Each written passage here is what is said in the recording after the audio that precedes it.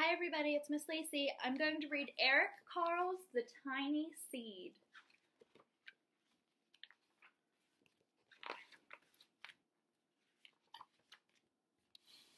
It is autumn. A strong wind is blowing.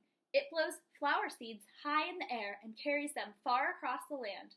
One of the seeds is tiny, smaller than any of the others. Will it be able to keep up with the others? And where are they all going?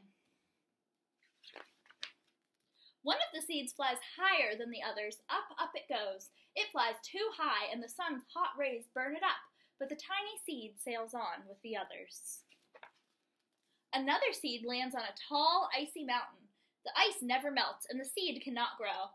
The rest of the seeds fly on, but the tiny seed does not go as fast as the others.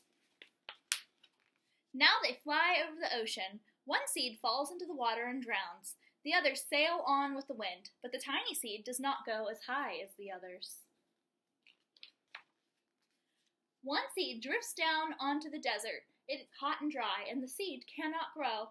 Now the tiny seed is flying very low, but the wind pushes it on with the others.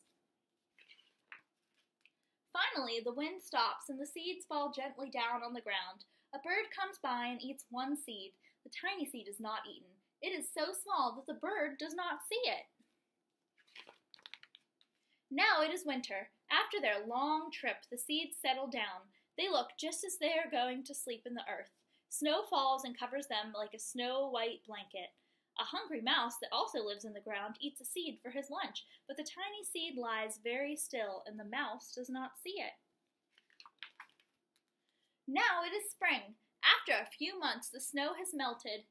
It is really spring. Birds fly by, the sun shines, rain falls. The seeds grow so round and full they start to burst open a little.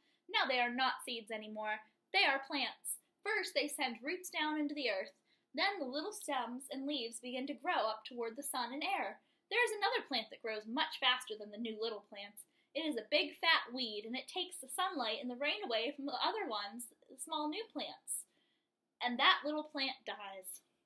The tiny seed hasn't begun to grow yet. It will be too late. Hurry! But finally it starts to grow into a plant. The warm weather also brings the children out to play. They too have been waiting for the sun in springtime. One child doesn't see the plants as he runs along and, oh, he breaks one! Now it cannot grow anymore. The tiny plant that grew from the tiny seed is growing fast, but its neighbor grows even faster. Before the tiny plant has 3 leaves, the other plant has 7. And look! A bud! And now even a flower! But what is happening? First there are footsteps, then a shadow looms over them, then a hand reaches down and breaks off the flower. A boy has picked the flower to give to his friend. It is summer. Now the tiny plant from the tiny seed is all alone. It grows on and on. It doesn't stop. The sun shines on and the rain waters it. It has many leaves. It grows taller and taller. It is taller than the people. It is taller than the trees. It is taller than the houses. And now a flower grows on it too. People come from far and near to look at this flower. It is the tallest flower they have ever seen. It is a giant flower. All summer long, the birds and bees and butterflies come visiting. They have never seen such a big and beautiful flower. Now it is autumn again. The days grow shorter, the nights grow colder, and the wind carries yellow and red leaves past the flower.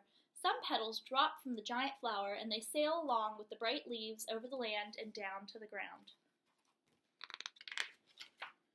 The wind blows harder. The flower has lost almost all of its petals. It sways and bends away from the wind, but the wind grows stronger and shakes the flower once more. The wind shakes the flower, and this time the flower's seed pod opens. Out come many tiny seeds that quickly sail far away on the wind. The end.